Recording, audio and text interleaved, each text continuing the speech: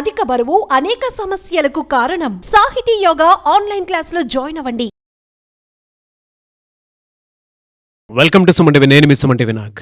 According to vedic astrology కనుక మనం చూసుకుంటే మేషరాశి వారికి నరదృష్టి ప్రభావం అసలు ఏ విధంగా వస్తుంది అండ్ దీనికి సంబంధించినటువంటి వాటిలో కనుక మనం చూసుకుంటే జాగ్రత్తలు ఏ విధంగా తీసుకోవాలి అండ్ ఏ మంత్లో ఏ విధంగా ఉండే అవకాశం ఉంటుంది అండ్ వీళ్ళకి ఎటువంటి నరదృష్టి ప్రభావం ఎక్కువగా ఉంటుంది ఈ రాశి వారికి అనేది ఈరోజు మనతో పాటు వేదిక్ ఆస్ట్రాలజర్ ఉమా గారు ఉన్నారు. అది వారి మాటలో తెలుసుకుందాం. Hello sir.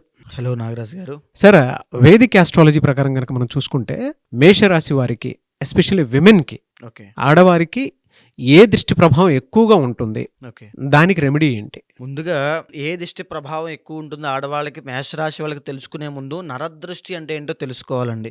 అందులో ఎన్ని రకాలుగా విభజించబడిందో శాస్త్రంలో తెలుసుకోవాలి.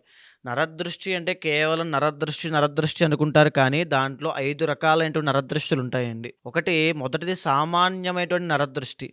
ఆ సామాన్యమైన నరదృష్టి వల్ల మనిషిలో నిద్ర పట్టకపోవడము, స్వభావంలో మార్పులు రావడము, శరీరంలో మార్పులు రావడము, లేకపోతే మైగ్రేన్ రావడం, ఎక్కువగా తరచుగా తలనొప్పి వస్తూనే ఉంటుంది కొంతమంది ఆడవాళ్ళకి, అది అవ్వచ్చు. వామిటింగ్స్ ఎక్కువ వికారంగా ఉండడం అవ్వచ్చు. ఇవన్నీ కూడా సామాన్య నరదృష్టిలోకి వస్తాయండి. అలా వస్తున్నాయంటే ఖచ్చితంగా నరదృష్టి సోకిందని అర్థం. అది ప్రైమరీగా స్టార్ట్ అయ్యింది అని అర్థం అండి.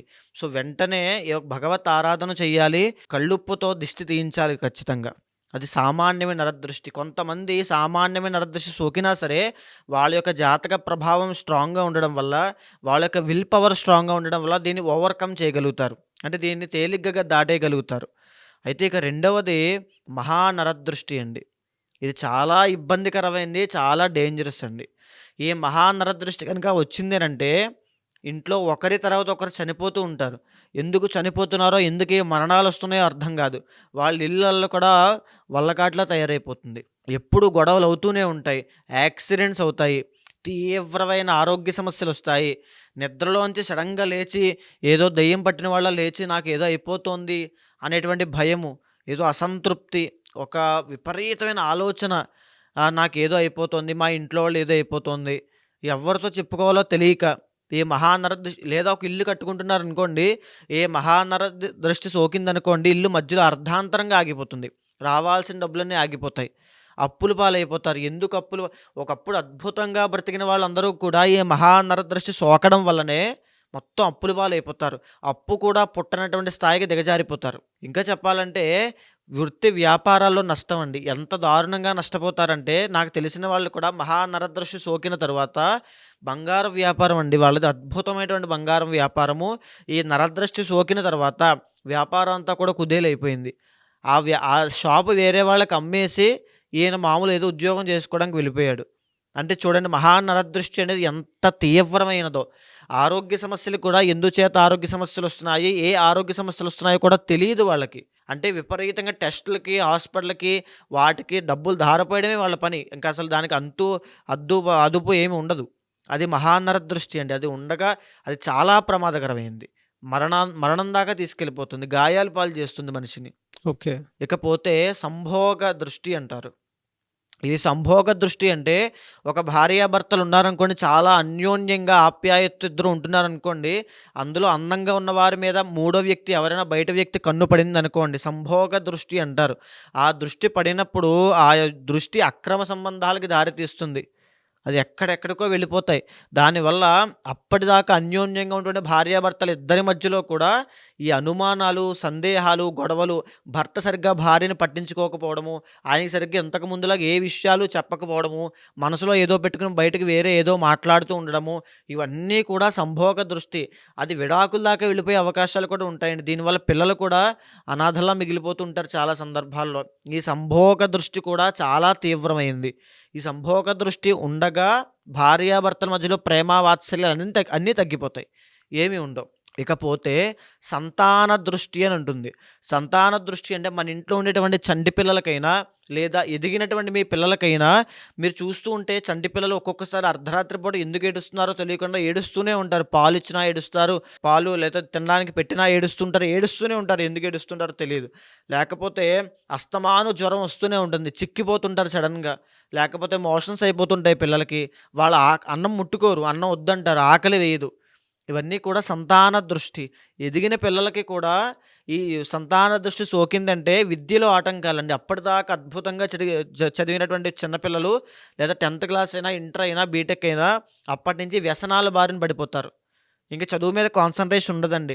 తిరగడానికి, జల్సాలకి, ఈ వ్యసనాలకి, తద్వారా ఈ బెట్టింగ్స్‌కి, ఆత్మహత్యలు చేసుకోవడము, ఇవన్నీ కూడా ఈ సంతాన దృష్టి వల్లే జరుగుతూ ఉంటాయి పిల్లలకి. పిల్లలకి జరిగేటువంటి ప్రతి దృష్టి, వాళ్ళకి జరిగే ప్రతి ఇది లేకపోతే చాలామంది చూస్తూ ఉంటే చంటి పిల్లలు చనిపోతుంటారండి అర్ధాంతరంగా. ఓహ్! అది కూడా ఈ వేరే సంతాన వాళ్ళ దృష్టి. వేరే వాళ్ళ దృష్టి పడి వేరే వాళ్ళ దృష్టి వల్ల, సంతాన దృష్టి వల్ల వాళ్ళకి మంచి జరుగుతూ సంతానం ఉంటుంది. కలిగింది ఇంకా అలాగా? చెప్పాలంటే కన్సీవ్ అయిన తర్వాత ఈ యొక్క డెలివరీ అయ్యేలోపు ఈ సంతాన దృష్టి సోకింది అనంటే ఆడవాళ్ళకి మిస్‌క్యారీ అయిపోతుంటాయి. సంతానం నిలబడట్లేదు అనుకుంటే సంతాన దృష్టి ఉండగా మీ సంతానం నిలబడదు. ఖచ్చితంగా మిస్‌క్యారీ అయిపోతూనే ఉంటాయి. చాలామంది ఆడవాళ్ళకి సంతాన దృష్టి అవ్వచ్చు, సంభోగ దృష్టి సోకడం వల్ల, ఆ యొక్క చెడు దృష్టి సోకడం వల్ల పీసీఓడీ ప్రాబ్లమ్స్ వస్తాయి. తరచుగా కొన్ని చెప్పకూడదు బ్లీడింగ్ అయిపోతూ ఉంటాయి. తర్వాత పీసీఓఎస్ ప్రాబ్లమ్స్ వస్తూ ఉంటాయి. యాక్టివ్‌గా ఉండలేరు. ముఖంలో వర్చస్సు అంతా తగ్గిపోతుందండి. వాళ్ళ అట్రాక్షన్ పవర్ అంతా పోతుంది. హెయిర్ ఫాల్ అయిపోతూ ఉంటుంది. వికారంగా తయారైపోతుంటారు. ఎవరితోనూ మాట్లాడలేరు. వాళ్ళ కాన్ఫిడెన్స్ కూడా ఉండదు. ఇంత ముందుగా చలాకీగా, యాక్టివ్‌గా ఉండలేరు. ఇవన్నీ దృష్టిలో ఉండేటువంటి లోపాలండి. అయితే ఇంకా ఆఖరిది సూక్ష్మ దృష్టి అంటారు. ఇది కూడా చాలా తీవ్రమైంది నాగరాజు గారు.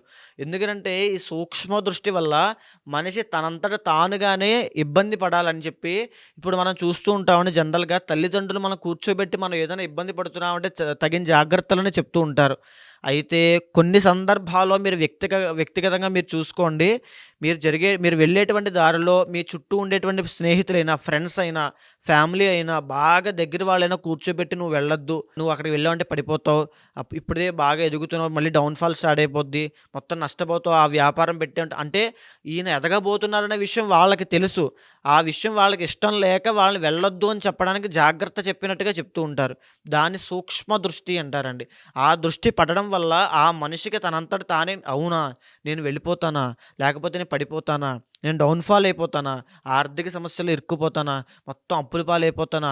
నిజమే ఇప్పటిదాకా ఎవరు చేయలేదు. నేను చేశానంటే ఈళ్ళు నా మంచి కోసం చెప్తున్నారు కదా! నేనేమో అయిపోతానేమో అని చెప్పి అతని ప్రయత్నాన్ని కూడా ఆపేసుకొని, ఆ భయంతో మానసిక అస్థిరత అంటే ఏం చెయ్యాలా? ఏం చేయకూడదని కూడా అతనికి అర్థం కాదు. అక్కడ ఆగిపోతాడు మనిషి. మరెలా సార్? అంటే ఈ మేషరాశి వారికి గనక మనం చూసుకుంటే ముఖ్యంగా ఆడవారికి ఏ దృష్టి ప్రభావం ఎక్కువగా ఉండే అవకాశం ఉంటుంది ఐదిట్లో? ఈ మేషరాశి వాళ్ళకి జనరల్‌గా క్యారెక్టరిస్టిక్స్ చూస్తే అండి, జనరల్‌గా చాలా ఫాస్ట్ మూవ్‌మెంట్ ఉన్నటువంటి మేషరాశి వాళ్ళు స్త్రీలు. ఏదైనా చాలా చలాకీగా చేసేటువంటి స్వభావము, ఆ యాక్టివ్ పవర్ ఉన్నటువంటి వాళ్ళు స్త్రీలు. అయితే వీళ్ళు జనరల్ 6వ స్థానంలో బుధుడు అవుతాడు కాబట్టి, వీళ్ళకి సంభోగ దృష్టి ఎక్కువగా ఉంటుందండి. వీళ్ళని చూసి చాలామంది అట్రాక్ట్ అవుతూ ఉంటారు. అంటే అంత యాక్టివ్‌గా ఉండేటువంటి ఆడపిల్లల్ని, లేకపోతే అంత అందంగా ఉండేటువంటి ఆడపిల్లల్ని, చలాకీగా ఏ పని టకటకమని చేసేటువంటి అట్రాక్ట్ అవుతూ ఉంటారు. దీనివల్ల వీళ్ళ యొక్క మ్యారీడ్ లైఫ్‌లో ఇబ్బందులు వస్తూ ఉంటాయి. తరువాత వీళ్ళకి సూక్ష్మ దృష్టి కూడా సోకే అవకాశాలు ఉంటాయండి. దానివల్ల నరాలకు సంబంధించిన ఇబ్బందులొస్తాయి. మైగ్రేన్స్, హెడేక్స్ మేషరాశి స్త్రీలకి ఖచ్చితంగా హెడేక్స్ అవ్వచ్చు, మైగ్రేన్ అవ్వచ్చు. మీరేదైనా ఫంక్షన్‌కి వెళ్ళొచ్చినా తరువాత ఒక 2 ఈ యొక్క దృష్టి ఎంతో కాలం కూడా పట్టదండి. ఈ దృష్టి సోకిన తర్వాత ఒక రోజు నుంచి 7 రోజుల్లోపు ఆ యొక్క ప్రభావాన్నంతా చూపించేస్తుంది. ఈ మేషరాశి స్త్రీలు ఖచ్చితంగా ఏదైనా ఫంక్షన్‌కి అందంగా రెడీ అయ్యి వెళ్లారంటే 2 రోజుల తర్వాత మళ్ళీ మంచం మీద పడుకుంటారు. అంటే దాని అర్థం ఏంటంటే ఆ యొక్క శరీరంలో ఉండేటువంటి శక్తి అంతా క్షీణించిపోతుంది. జ్వరం వచ్చేస్తది, తలనొప్పి వచ్చేస్తది, మైగ్రేన్ అటాక్ అయిపోతది. ఏదో తెలియని నీరసము, ఏదో తెలీదు మొత్తం అంతా కూడా డల్ అయిపోతారు. పీయలగా అయిపోయినట్టుగా ఫేస్ అంతా అందవికారంగా. ఓ 2-7 రోజులు వాళ్ళు అలా రెస్ట్ తీసుకోవాల్సిందే. సో, అయితే ఈ మేషరాశి వాళ్ళకి చూస్తే చదువుకునేటువంటి పిల్లలకి ముందుగా ఇప్పుడు చదువుకునేటువంటి ఏజ్ ఉన్న వాళ్ళకి, ఆడపిల్లలకి ముఖ్యంగా సూక్ష్మ దృష్టి సోకడం వల్ల విద్యలో వెనకబడిపోతారండి. ఉత్తీర్ణత శాతం తగ్గిపోతది. కాన్సంట్రేషన్ ఉండదు. ఎప్పుడు ఆడుకోవడాలు వాటి మీద అంటే పక్కవారి మాటలు ఎక్కువ వింటారు. వాటి మీద ఇన్‌ఫ్లూయెన్స్ అయిపోతారు. అది సూక్ష్మ దృష్టి ప్రభావం వల్ల. ఎవరైనా సరే ఈ యొక్క మేషరాశి స్త్రీలు కొత్తగా నూతనంగా పెళ్లి చేసుకోవాలనుకుంటున్నా, పెళ్లి చేసుకున్నా, లవ్ మ్యారేజ్ చేసుకుంటున్న వాళ్ళకి కూడా ఈ సంభోగ దృష్టి, సూక్ష్మ దృష్టి 2 సోకుతాయండి. దీనివల్ల ఏమిటనంటే సప్తమ స్థాన అధిపతి వీళ్ళకి శుక్రుడు అవుతాడు. తుల అవుతుంది. ఒరిజినల్ 7th హౌస్ కాబట్టి వీళ్ళకి ఇష్టమైన మ్యారేజ్ చేసుకునేటువంటి ఇది ఉంటుంది. తర్వాత హస్బెండ్, స్పౌస్ మీద ఎక్కువ ఎక్స్‌పెక్టేషన్స్ ఉంటాయి. అవన్నీ కూడా ఏమి పనిచేయవండి. అంటే వీళ్ళు తీవ్రమైన డిస్సాటిస్ఫాక్షన్‌కి లోనవుతారు. ఏమీ ఉండదు. అంటే లేదా పెళ్ళైన తర్వాత భార్యాభర్తలు ఇద్దరి ఇద్దరి మధ్యలో ఈ కలహాలొస్తాయి. కీచులాటలు స్టార్ట్ అయిపోతాయి. ఇద్దరు ఎప్పుడు కొట్టుకుంటూనే ఉంటారు. అంటే వీళ్ళ యొక్క మేషరాశి స్త్రీలు ఎంత ప్యూరిటీతో ఉంటారో మీకు నేను ఆల్రెడీ చెప్పాను. ఆ ప్యూరిటీని, ఆ ట్రాన్స్‌పరెన్సీని భర్త అర్థం చేసుకోలేకపోవడము, ఏదో తెలియని లోపల ఏదో పెట్టుకుని మనసులో ఇంకోటేదో మాట్లాడుతున్నట్టుగా ఉండడము, ఇదంతా కూడా సంభోగ దృష్టి, సూక్ష్మ దృష్టి వల్ల వచ్చినటువంటి ప్రాబ్లమ్ అండి. లోపమే అదంతా కూడా. వీళ్ళకి ఈ 2 దృష్టి ప్రభావాలు ఎక్కువుంటాయి. చాలా అంతేనా? ఎక్కువుంటాయి. మేషరాశి స్త్రీలు ఎవరైనా ఉద్యోగం చేసుకోవాలనే ప్రయత్నంతో ఉన్నప్పుడు ఒరిజినల్ 10th హౌస్ శని మకరం అవుతుంది కాబట్టి, వీళ్ళకి ఉద్యోగం వాళ్ళంతట వాళ్ళే మానిపించేసేలా ఇంట్లో వాళ్ళే చేస్తారు కావాలంటే చూసుకోండి. ఇంట్లో వాళ్ళే వద్దు, వెళ్ళాల్సిన అవసరం ఏంటి? నువ్వు వెళ్ళకూడదు, నువ్వు చేయకూడదు. వీళ్ళకి ఇండిపెండెంట్‌గా ఉండాలనేటువంటి కోరిక ఎక్కువగా ఉంటుంది మేషరాశి వాళ్ళకి. కానీ సూక్ష్మ దృష్టి అనంటే ఇంట్లో వాళ్ళే పాడు చేయడం వల్ల, ఇంట్లో వాళ్ళే వెళ్ళనివ్వకపోవడము, వద్దు అని చెప్పడము, మనకేం అవసరం ఉంది అని చెప్పడము, లేకపోతే నువ్వు అలా వెళ్ళడం వల్లే మనకి ఇలాంటి సమస్యలొస్తున్నాయని చెప్పి కావాలని ఒక బ్రెయిన్ వాష్ చేసినట్టుగా మాట్లాడడము, ఇదంతా కూడా సూక్ష్మ దృష్టి అండి. దీనివల్ల వీళ్ళంతట వీళ్ళు ఇండిపెండెంట్‌గా నుంచునే అవకాశాలుండవు. వాళ్ళకి ఐడెంటిటీని కోల్పోతారు. ఆ సూక్ష్మ దృష్టి, ఆ సంభోగ దృష్టి 2 పోవడానికి ప్రతిరోజు మానకుండా హనుమాన్ చాలీసా చదవాలి. అయితే ముఖ్యంగా చూసుకుంటే ఈ మేషరాశి స్త్రీలు ఏదైతే సంభోగ దృష్టి, సూక్ష్మ దృష్టి ఉండడం వల్ల మ్యారీడ్ లైఫ్‌లో ఇబ్బందులొస్తాయని చెప్పాను గదండీ! ఈ మేషరాశి స్త్రీలు జనరల్‌గానే కన్యా రాశి స్త్రీలని పెళ్లి చేసుకోకూడదు. అంటే హస్తా నక్షత్రము వీళ్ళని చేసుకోకూడదు. ఒకవేళ వీళ్ళని చేసుకున్నట్లయితే ఖచ్చితంగా ఈ సంభోగ దృష్టి, ఈ యొక్క సూక్ష్మ దృష్టి ప్రభావం వల్ల వెంటనే విడిపోవడానికి ఎక్కువ అవకాశాలుంటాయి. కాబట్టి ఏ రాశి వారిని ఎలా పెళ్లి చేసుకోవాలో కూడా ఉంటుంది కాబట్టి, కన్యా రాశి స్త్రీలని మేషరాశి వాళ్ళు పెళ్లి చేసుకోకూడదు. చేసుకోవడం వల్ల ఈ దృష్టి ప్రభావాలు తీవ్రమైపోతాయండి. అప్పటిదాకా కొద్దిగా ఉన్నది వీళ్ళేంటంటే దేన్నైనా సరే వెంటనే సాల్వ్ చేసుకునేటువంటి స్వభావం ఉన్నవాళ్ళు ఈ కన్యా రాశి వాళ్ళని పెళ్లి చేసుకున్న తర్వాత ఆ యొక్క క్వాలిటీని కోల్పోతారు. వాళ్ళ శక్తి సామర్థ్యాలను కోల్పోతారు. ఖచ్చితంగా కీచులాటలు స్టార్ట్ అయిపోతాయి. ఓకే. ఈ యొక్క సంభోగ దృష్టి వల్ల మొగుడు, పెళ్ళాలిద్దరూ కూడా సుఖశాంతులతో ఉండలేరు. ఓకే. ఖచ్చితంగా. ఇలాంటిదొకటి ఉంది అని ఎన్ని డేస్‌లో తెలుస్తదండి మనకి దీని ఎఫెక్ట్? మనకి ఎంతో టైం పట్టదు నాగరాజు గారు. ఈ దృష్టి సోకినటువంటి 2 నుంచి లేదా ఒక రోజు నుంచి 7 రోజుల పాటు తెలిసిపోతుంది. వాళ్ళ యొక్క రాశి బట్టి, ఇంటర్నల్ జాతకంలో బలం బట్టి అది ఎన్ని రోజులు ప్రభావం చూపిస్తుంది, దానికి ఎన్ని రోజులు వాళ్ళు ఎఫెక్ట్ అవుతారు. మనం చూసామండి ఇందాక మహానరదృష్టి గురించి చెప్పినప్పుడు ఒకరి తర్వాత ఒకరి మరణం సంభవిస్తుందని చెప్పాను. సో, అది ఎన్నాళ్ళకి ఆ మరణం ఆగుతుంది? వాళ్ళ ఇల్లు ఎప్పుడు మళ్ళీ పునర్వైభవాన్ని వస్తుంది అనంటే ఇంటర్నల్ జాతకంలో బలాలు చూడాలి. వాళ్ళ ఇంట్లో ఉండేటువంటి పరిస్థితులు చూడాలి.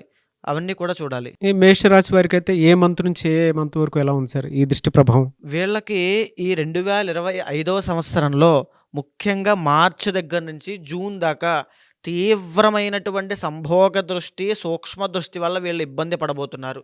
వీళ్ళ దగ్గర చిల్లి గవ్వ కూడా రూపాయి కూడా మిగలదు. అన్నీ విపరీతమైన ఖర్చులైపోతాయి. వీళ్ళని అందరూ కూడా అవమానించడము, అనుమానించడం అనేది ప్రారంభం అవుతుంది. వీళ్ళు చెయ్యని తప్పు కూడా మాట పడాల్సొస్తుంది జూన్ వరకు కూడా. జూన్ తర్వాత నుంచి అక్టోబర్ దాకా పర్వాలేదనిపిస్తుంది. మళ్ళీ అక్టోబర్ దగ్గర నుంచి వీళ్ళకి స్టార్ట్ అవుతుంది. అంటే వీళ్ళు ఇంట్లో ఉండేటువంటి ఫ్యామిలీ దగ్గర నుంచి కూడా వీళ్ళు ఒత్తిడి ఎక్కువైపోతుంది.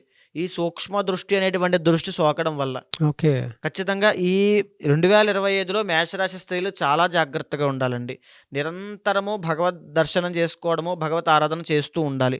మార్చ్ టు జూన్ ఎస్పెషల్లీ చాలా జాగ్రత్తగా ఉండాలి. మరి జనవరి నుంచి దీని దృష్టి ప్రభావం ఎలా ఉంటుంది? జాన్వరి నుంచి పర్వాలేదండి. కానీ వీళ్ళ యొక్క జాతకంలో ఇప్పుడు గోచార రీత్యా కొన్ని గ్రహాలు అనుకూలించడం వల్ల జాన్వరి, ఫిబ్రవరిలో కాస్త ఓవర్‌కమ్ చేసి అంటే సామాన్య దృష్టి అనేటువంటిది ఉంటుంది.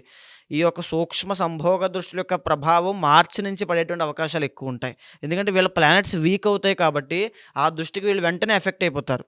దానికి వెంటనే ఇంక సఫర్ అవ్వాల్సింది పరిస్థితి వస్తుంది. ఎలా సార్ మరి దీనికి రెమెడీ ఏంటి సార్? ముఖ్యంగా ఏ దృష్టి సోకిందో తెలుసుకుని వాళ్ళది ఏ రాశి, వాళ్ళ ఇంటర్నల్ జాతకం కూడా చూసిన తర్వాత వాళ్ళకి ఆంజనేయ స్వామికి సంబంధించి కొన్ని వేద సూక్తములు ఉన్నాయండి. అది పారాయణ చేసి ఆ నీళ్ళను అభిమంత్రించి వాళ్ళ ఇల్లంతా కూడా ఇంటిల్లపాదిగా నీళ్లు జల్లి వాళ్ళ మీద సంప్రోక్షణ చేసి ఆ రక్షా సూత్రాలు కనుక వాళ్ళు ధరించినట్లయితే ఆ నరదృష్టి, మహానరదృష్టి అయినా, సూక్ష్మ నరదృష్టి అయినా, సంభోగ దృష్టి అయినా ప్రతీదీ పోతుందండి. అంటే ఇంకా చెప్పాలంటే ఈ దృష్టి సోకిన వాళ్ళు ప్రతి ఒక్కరూ కూడా 16 రోజుల పాటు మానకుండా, ఏ ఒక్కరోజు మానకుండా బ్రహ్మ ముహూర్తంలో లేచి, నిజం చెప్పాలంటే ఈ దృష్టి సోకిన వాళ్ళు పూజలు చేయడానికి కూడా వాళ్ళకి ఆసక్తి ఉండదు. నేను చెయ్యను, బద్ధకము, ఏ పని చేయలేకపోవడము, నిద్ర లేవలేకపోవడం కూడా వస్తుంటాయి. కానీ లేచి హనుమాన్ చాలీసా 16 రోజుల పాటు బ్రహ్మ ముహూర్తంలో చదివితే నరదృష్టి ప్రభావం అంతా పోతుంది. తరువాత వీళ్ళు చదువుకోగలిగే ఒక మంత్రం ఇస్తానండి. ఈ మేషరాశి స్త్రీలు ఎస్పెషల్‌గా ఒక 1,00,000 సార్లు గనక జపం చేయగలిగితే వీళ్ళ ఇంటిల్లపాదికి ఎలాంటి మహానరదృష్టి అయినా, సూక్ష్మ దృష్టి ఉన్నా, సంభోగ దృష్టి ఉన్నా మాయ నుంచి, ఆ ప్రభావాల నుంచి బయటకొచ్చేస్తారు. ఓం శ్రీమాత్రే నమః అనేటువంటి మంత్రాన్ని ఒక 1,00,000 సార్లు జపం చేయాలి. బ్రహ్మ ముహూర్తంలో సాయంత్రం వేళ 6:30 దాటిన తరువాత ఒక 1,00,000 సార్లు ఒక 40 రోజుల్లో పూర్తి చేయగలిగితే వీళ్ళ ఇంటిల్లపాదికి ఎంత దరిద్రం ఉన్నా అంతా పోతుంది, దృష్టి ప్రభావం అంతా కూడా. ఇక ఖచ్చితంగా ఇవి ఎన్ని చేసినా నాగరాజు గారు ఆ ప్రభావం ఉంటుంది. ఎందుకనంటే వీళ్ళు పరిపూర్ణమైన భక్తి శ్రద్ధలతో అవి చేయలేరు. కాబట్టి ఇండివిడ్యువల్ జాతకం చూసిన తర్వాత అమ్మవారికి సంబంధించిన మహావిద్య ఉపాసన చేసి అమ్మవారికి హోమం జరిపించడం వల్ల, ఇంట్లోనో పీఠంలోనో జరిపించడం వల్ల వెంటనే తక్షణమే ఈ పూజ జరిగిన మరుక్షణమే వాళ్ళు ఆ నరదృష్టి నుంచి బయటకొస్తారు అమ్మవారి యొక్క శక్తి మంత్రాల ఉపాసన వల్ల. ఓకే. సో, కంపల్సరీ పూజ చేయించుకోవాలి. తప్పకుండా నాగరాజు. అది చేయిస్తేనే రిజల్ట్ వస్తుంది. అంటే వీళ్ళకి వాళ్ళకి ఏదో విధంగా వాళ్ళని బయటికి తీసుకురావడం కోసం ఒక మంత్రం ఇచ్చినా, ఒక హనుమాన్ చాలీసా లాంటివి చదవమన్నది కంప్లీట్‌గా వాళ్ళని సాటిస్ఫై చేసే విధంగా, వాళ్ళకి పునర్వైభవం తెచ్చే విధంగా రావు. ఎప్పుడైతే అమ్మవారికి మహావిద్య ఉపాసన చేసి మనం శక్తి మంత్రాలతో పారాయణ అభిమంత్రించి హోమం చేస్తామో, తక్షణమే ఆ దుష్ప్రభావాలన్నీ వెళ్ళిపోతాయి. మీ అపాయింట్మెంట్ తీసుకొని మిమ్మల్ని అప్రోచ్ అవ్వచ్చా? ఎవరికైనా ఏదైనా నరదృష్టి ప్రభావం లాంటిది ఉంది అనంటే జాతక చక్రం ప్రకారం వాటికి కావాల్సినటువంటి పరిహారాల్ని మీ దగ్గర నుంచి పొందొచ్చా? తప్పకుండా అండి. ఇంటర్నల్ జాతకం చూసిన తర్వాత వాళ్ళ యొక్క శక్తి ఎలా ఉంటుంది, వాళ్ళ ప్లానెట్స్ ఎంతవరకు అనుకూలిస్తున్నాయి, గోచారాలు ఎంతవరకు కూడా ప్రతికూలిస్తున్నాయి తెలుసుకుని, వాళ్ళ జీవితంలో జరిగేటువంటి సందర్భాలని, పరిస్థితులను గమనించిన తర్వాత మహావిద్య చేయించడం వల్ల తప్పకుండా చేయిస్తాను నాగరాజు గారు. చేయించడం వల్ల వాళ్ళు వెంటనే ఉపశమనం కలుగుతుంది. సో, అది మీరు గనుక ఉమాగారిని సంప్రదించాలి అనుకుంటే వీడియో చూసిన వెంటనే స్క్రీన్ మీద మీకు కాంటాక్ట్ నెంబర్ కనిపిస్తుంది. ఎందుకంటే సిమ్టమ్స్ని బట్టి మీకే అర్థమైపోతూ ఉంటుంది కదా, నాకు ఈ దృష్టి ప్రభావం ఉంది అనుకునేటువంటిది. సో, స్క్రీన్ మీద ఉమాగారి కాంటాక్ట్ నెంబర్ కనిపిస్తుంది. దాన్ని మీరు కాల్ ఆర్ మెసేజ్ వాట్సాప్ చేసి వెంటనే అపాయింట్మెంట్ బుక్ చేసుకోండి. ఎనీవేస్ థ్యాంక్ యూ అండి. థ్యాంక్ యూ సో మచ్ ఉమాగారు. నమస్తే అండి.